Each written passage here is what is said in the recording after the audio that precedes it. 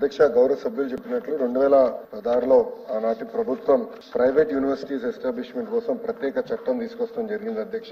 దాంట్లో భాగంగా మీరు చూస్తే విట్ ఎస్ఆర్ఎం, సెంచూరియన్ యూనివర్సిటీ, క్రియా యూనివర్సిటీ కూడా ఆంధ్ర రాష్ట్రానికి వస్తాం జరిగింది అధ్యక్ష. విట్ ఎస్ఆర్ఎం ఇక్కడ అమరావతిలో వస్తే, సెంచూరియన్ యూనివర్సిటీ ఏకంగా ఉత్తరాంధ్ర విజయనగరంలో వచ్చింది, క్రియా యూనివర్సిటీ నెల్లూరు జిల్లాలో వస్తాం జరిగింది. అంటే అభివృద్ధి వికేంద్రీకరణకి ఆనాడు కూడా మేము కట్టుబడి ఉన్నాం, చేసి చూపించడానికి ఇది ఒక ఉదాహరణ అధ్యక్ష.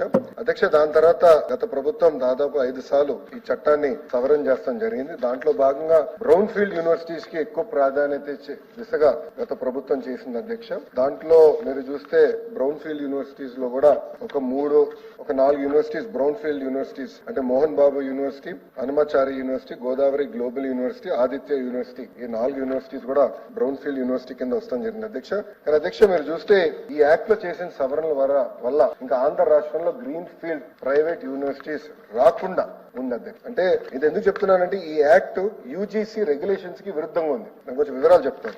ప్రధానమైనది ఏంటంటే ఈ యాక్ట్ లో ఏం చెప్పారంటే compulsory joint certification of degrees అనేది మ్యాండేటరీగా పెట్టారు. సో దాంతో ఏమవుతుందంటే అధ్యక్ష, minimum 30% of the course foreign universities తో టైప్ అయిన యూనివర్సిటీలో 30% అక్కడికి వెళ్ళి చదవాలని ఉంది అధ్యక్ష. కానీ యూజీసీ ఏం చెప్తుందంటే ఒకవేళ ఒప్పందం చేయాలంటే కంపల్సరీగా నాక్ అక్రెడిటేషన్ ఉండాలి ఆ ఇన్స్టిట్యూషన్స్ కి. మినిమం 2 గ్రాడ్యుయేటింగ్ బ్యాచెస్ అన్నా లేదా 6 సంవత్సరాలు ఆఫ్ ఎగ్జిస్టెన్స్ ఉండాలి.